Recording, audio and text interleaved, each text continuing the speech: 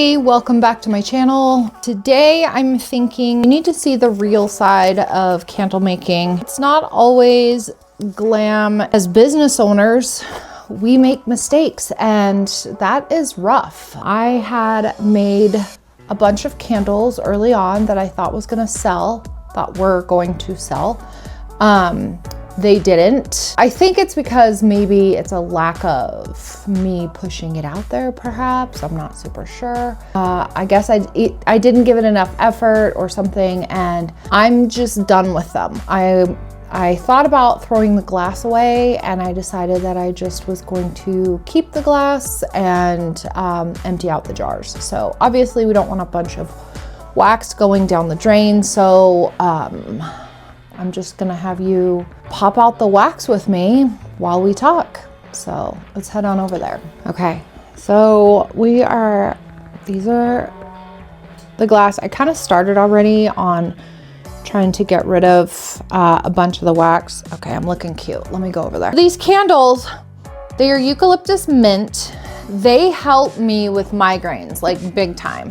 Just external environments or bad sinuses. Like I would say probably 90% of the issue. I'm not the only one. I used to suffer every single day. First, it started out just like a few times a year. Then it became like, I don't know, 2 to 3 times a month. It became about once a week, twice a week. Then it was 7 days a week. So I don't know if it has something to do with Washington State. I'm here at a higher elevation. I didn't know if maybe that would cause a problem because I know I've been to like areas of Colorado and I've had headaches for days and days. So I kind of felt like elevation would be an issue here, but it doesn't seem to be. Other than my blood pressure, which is really weird. Like when I lived in Vegas, it wasn't a big deal. I lived in Vegas, lived here, lived back in Vegas, and then lived here again. Long story, but lived in Vegas, blood pressure's been fine, always has been fine. Then I moved here and they said your blood pressure's up, probably because you're in your 50s now. So, well, that's fun. But, so they just give me a little tiny baby dose. Then I moved back to Vegas and I had to see my doctor for something else and draw blood, whatever. And she's like, your blood pressure's completely fine. I go, do you think it's because I'm on this medication? And so she goes, well, let's take you off. It's such a baby dose. She took me off and like it stayed fine forever. So I said, is elevation a factor of some sort? And she's like, not usually, but maybe with you it is. So I'm back here in Cody. We're at like 5,000 feet, a little higher. My blood pressure's back to being up. Maybe it's living with my husband. I don't know. Could be that. Because I went down to Vegas and I wasn't with him. Maybe that's when it went lower. I have no idea. With migraines, I just assumed, so many other people suffer from migraines. This is a lifesaver. Like it helps so much. It clears, in fact, just standing around it, like my sinuses are letting out and I just feel like, oh my God, this is gonna be amazing for so many people. But I think I just didn't know how to market it.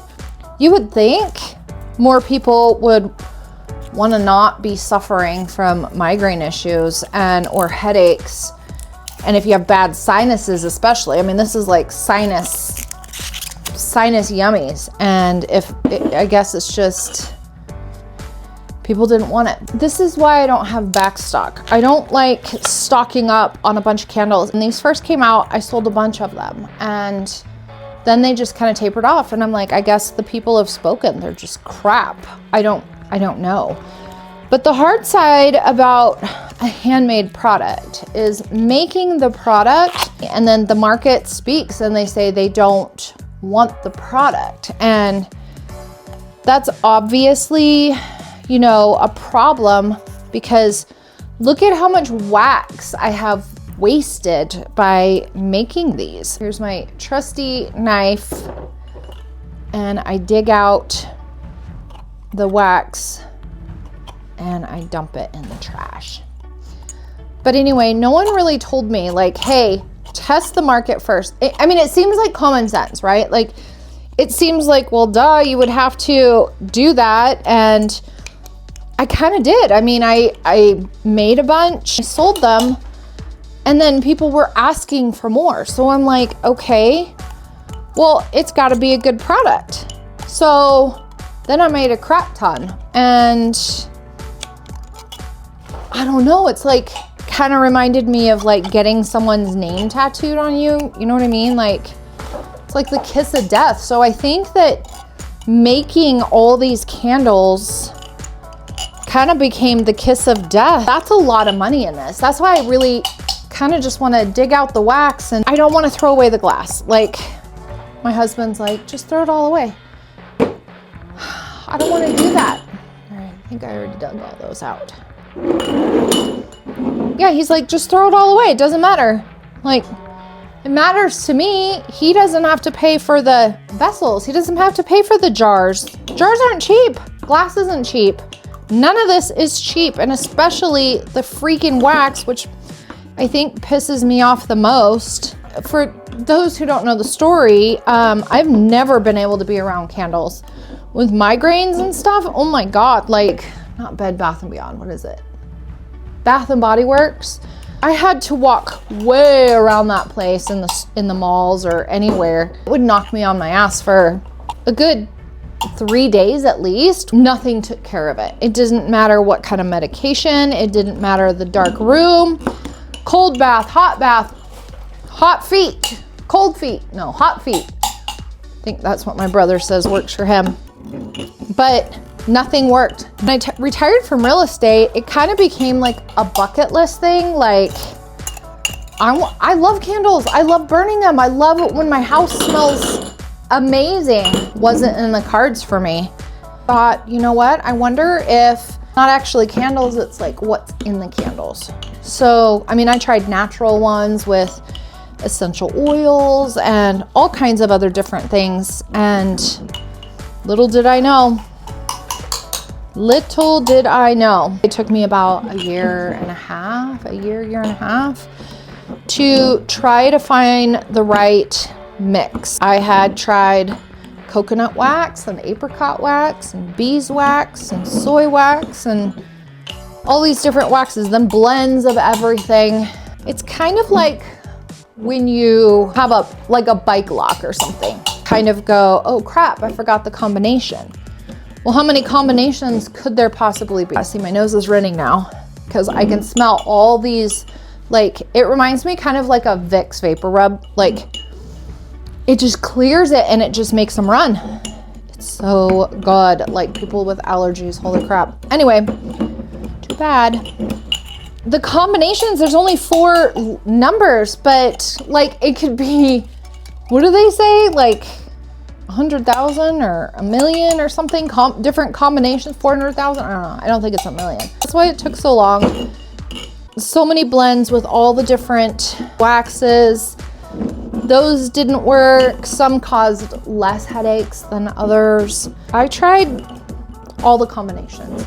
I decided that it's probably a combination of everything. Like when you don't know what foods you're allergic to, you go to a super bland diet, like you pull back, you add things in slowly, and then you realize like what you're actually allergic to. It's kind of the same thing. So I took it back to basics, and I didn't blend anything. I found an organic soy wax. With that organic soy wax, I found out there's different kinds of wicks. Okay, what is it about wicks that could be causing a problem? I didn't know a lot of them have lead in them. A lot of them have zinc cores. I know I take zinc when I'm not feeling well, but I have a feeling it's probably not the same thing. Just regular cotton that I'm assuming probably was sprayed with pesticides at one point. I really started digging, so I found an organic cotton wick. I found organic soy wax. And then I went to essential oils, because what's more natural than that? I got headaches. I burned the wax and the wicks unscented, and I was fine. Then I put essential oils in them, and I got a headache. And I was like, well, maybe it's just that kind. Maybe it's the brand. Like, I mean, seriously, how many combos, right? Didn't help. So I really started researching essential oils and candles and found out that they kind of have a temperature that they can get toxic at. Essential oils, some are gonna be okay, but you have to be really careful. Like I almost gave up. I almost totally gave up. Then I started looking at fragrance oils, and yeah, they are technically chemicals, but there's like, if there's phthalate free and no paraben, I mean, all these different things. If you find clean fragrance oils, I really researched the chemical compounds in them, and of course, my brain is just blank. Whenever I get on screen, like I suddenly become super dumb, and I don't understand how.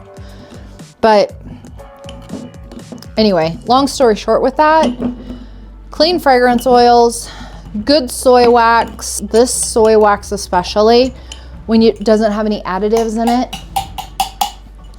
it has a mind of its own. It will morph, and it's actually called polymorphism, and the molecular structure changes in the wax, and therefore that's why you get these weird, like not when it's hot, like we're talking like a week later, 2 weeks later, you'll get these weird like bubbly things. It'll look like rotten cheese.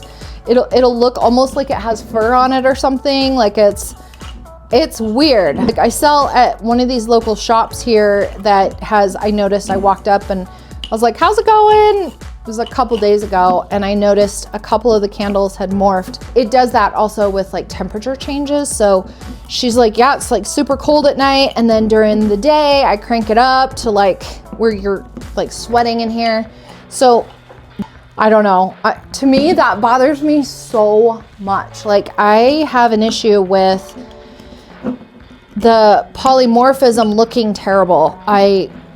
That's why I went to amber glass. Like you can see it kind of delaminating from the side. Let me see if you can see it on here. See how it kind of looks like it's got it's almost different colors in here. I'm assuming you can see that, but it's got like a light and then a dark, and then it's just because this is still sucked to the side of the glass. This section is delaminated and pulled away. There's no polymorphism. Hold tight. I have one in the other room that shows polymorphism. Hold on. Come on, phone. Yeah, see that? Okay, to me, that bothers the crap out of me. But to other people, apparently they don't care that much. She's like, Lauren, no one cares but you. And I'm like, oh my God. It looks like it's got some sort of creepy fungus. Like I'm too much of a perfectionist, and it really bothers me that it's not perfect. And I want to die inside. I don't know. Do you guys, you other candle makers out there, do you guys care about that? How about candle recipients? Does something like that bother you? Do you notice it? Of course, I went to like such a small town. All we have is like Albertsons and Walmart. We don't have Target, anything else. So I looked at the candles at Walmart, and a lot of them have delaminated on the sides. And again, it's aesthetic. None of it, even the polymorphism, none of it affects the candle, and none of it affects, like, it is not a mold. It is the wax in a pure form trying to it just moves. It just moves. It does its own thing. It still has a mind of its own. It's actually extremely interesting to me. But none of their candles had that. I would imagine probably not, because their candles cause the worst migraines. I can only stand there for a couple minutes before it starts bothering me. Like, gives me like that twinge in the eyebrow. I'm sure those migraine sufferers out there, they get it. But the delamination, that's somewhat normal. People say that's because you didn't heat your jars when you poured. I've tried it both ways. I don't find that to be true. I've also heated up the sides and let that air out because it's just trapped air. never went away. Like, anyway, I have to get over it, so I switched to amber jars. What do you think about it? Is it something, as a candle maker, does it bother you? And as a recipient or a purchaser, does that bother you? I'm just hypersensitive because it's not perfect, and because I am a perfectionist in so many ways. If I'm selling a product, I feel like it needs to be absolutely freaking perfect or it doesn't leave my door. So I don't carry back stock because crap morphs, and because it's pure. I'm partially scared. I'm gonna like smash my hand, but it's in a jar. But still, what if the jar breaks? I don't know. I'm kind of scared. This one's kind of thick. Come on. Get out of there. This was a dud wick. And that happens too. Nothing is all what it seems on people's social media. Everyone's like, it's just glorious all the time, and it's not. It's not reality. Sometimes people have really amazing situations happen and they want to share them, and that I get. But when you see all the happiness and glamour, like I just posted this video to TikTok and I was gonna cut it out, and then I was like, you know what? No, because it's us. So it was my birthday the other day. There's this super cute, like so cute cemetery. Oh my God, it's running. Cemetery. And I wanted to walk through the cemetery. And I know maybe that's weird for people. It's not weird for me. I don't mind it. I just like looking and seeing how old people, like how long they lived, but we stopped and we walked through it, filming kind of while we were looking. And at one point I had asked him, do you find cemeteries as calming as I do? And he's like, yeah. I was like, see, I knew we were a match made in heaven. And of course I say that very tongue-in-cheek, like if you knew us. I mean, hence the moving to Vegas, moving back, moving blah, blah. But anyway, he's like, yeah, no one talks in cemeteries. He was meaning me. He's like, they don't talk too much or something like that. And of course I like made a face. And I was gonna cut that out, and I kind of stopped and I was like, dude, I'm filming. And he's like, so? And I kind of was like, you know what, that's true. Like, this is us. Like, I didn't take offense to it. I didn't want anyone else to take offense to it. I think it's funny. I think, you know, of course he thinks I talk too much. I do. So what? It's not like he didn't know before we got married. It's not like it was a bait and switch. But yeah, people's highlight reels, they're highlight reels. Making candles, it's like, oh, I'm kicking ass and I'm selling a bunch of candles and whatever. Awesome. But let me tell you, there are times like this. This is how much freaking money would be.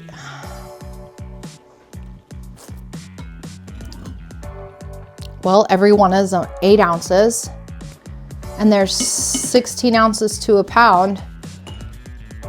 2, 4, 6, 8, 10, 12, 14, 16, 18, 20, 22, 24, 26, 28, 30, 32, 34, 36, 38, 40. Okay, there's 40 of these candles. So that is 20 pounds of wax. Okay, if you know anything about buying wax, wax is not cheap. Especially the kind I have. It is not cheap. It's more like shopping at like Whole Foods or whatever for food. Like, you don't really want to waste. Like, everyone goes, oh crap, we forgot to eat this salad in the back of the fridge, and it's now like slimy. And when you're shopping at Whole Foods or something, you don't want to do that, right? Because it's kind of expensive. Well, I don't want to waste 20 pounds of freaking wax. Like, that's not good. It's not a highlight reel every time. This is pretty much what it is. It's trial and error and doing your best, and then more trial and error, and just see what works and see what doesn't. I don't know. It's hard. It's having a handmade business is really hard, honestly. It's not easy. I don't know. There are days that, like my husband, basically, he'll say, why don't you get a real job? And I'm like, okay, maybe not right this second, but it's a real job. It's a career. I'm building a business and it takes time to grow. And of course he sees that I've been doing it for years because he counts the times that I was trying out different waxes, trying to get the formula right. So he counts that and he's like, well, how many years do you have to do it before you're gonna see some money, whatever.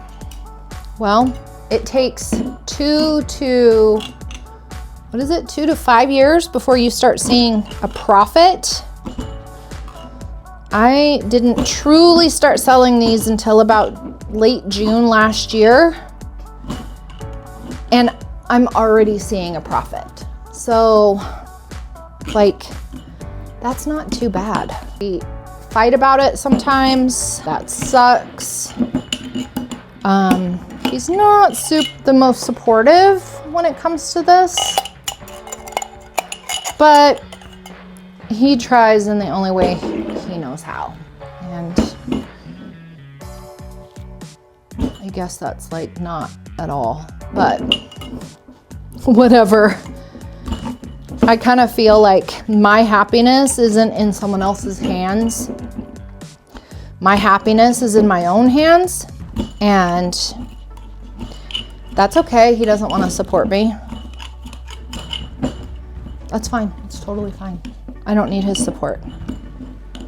He is my husband and my best friend, and I love him. And so what? This kind of stuff though, just, I haven't made this many candles before and then had a problem. Like, this is a fail. This is a fail. And oh my God, they work. They work. Don't think I didn't save some for myself. So I do have some upstairs in my room, and I burned them on bad days that I need them. But this many, I'd rather use the jars. I can always remake these. It's not a big deal. But if I need to make orders because someone ordered something, then, and I don't have the glass, that's a problem. That's a big problem. I don't want that to happen. Well, I'm down to 3 left. Big fail. Makes me sad. Makes me sad. But you know what? Us handmade folks, we got to support each other. We're here for each other. I love watching other handmade industries on YouTube or social in some way, because maybe some of you guys have a husband like mine that isn't supportive, and you're alone, and you know, alone in that. Maybe you're alone, but like alone in trying to get this off the ground and succeed. And you just need a little, like, I'm there for you. And man, call on me, because I know how hard it is. It sucks so bad at times when you're just really feeling alone. I'm not trying to say any of this because I wanted some sort of sympathy or anything. That's not it. I'm just saying, I'm there to support you guys. I'm there to help you. If you have questions about stuff, let me know. I love helping others. I don't know, you probably can see over there, I am rearranging. This is the candle area. The other one is like skincare. I have it all a mess right now because I did an expo and I just kind of loaded everything up on that table so that I'm slowly getting free on there. I've got orders to fill on that side too. And yeah, I don't know. Mother's Day is like around the corner. Easter. I use these jars. I use different jars for my like Luxe line. I have different jars. But for like kind of my snarky, smartassy kind of line or a holiday or something, these are the jars I use. So that way I kind of keep it simple and separate. The other ones are hard to get, harder. These aren't near as hard, and they're just quick and easy to pour, and typically someone is just attracted to the label, not the jar. The other ones, people really love the jar, and I love that. All right, I've got to heat up the glass, get the rest of the bits out so I can wipe them out, and then I wash them, and then I start pouring again. But I'm only gonna pour like how I normally pour now. Like as I get the orders, I pour. I don't just start pouring and then have a bunch of back stock. And I've had people like Etsy or Shopify, they get like really mad that like their candle took like 2 days to make. Well, you're ordering a handmade candle, honestly. If you want like a ready to go candle that kind of doesn't matter, go to like Target or Walmart or something. Like you're ordering a handmade candle. It's handmade for a reason. So like put your seatbelt back on. But I just wanted you guys to see that there is a different side to candle making. There's fails. It happens. It's not the end of the world. Let's live and learn. There's nothing wrong with that. It's totally okay. It's just the cost of the curve, you know, the learning curve, and something I don't want to do. So anyway, well, I hope you guys have an amazing day and you make lots of amazing candles. Okay, well, have a good one, guys. Talk soon.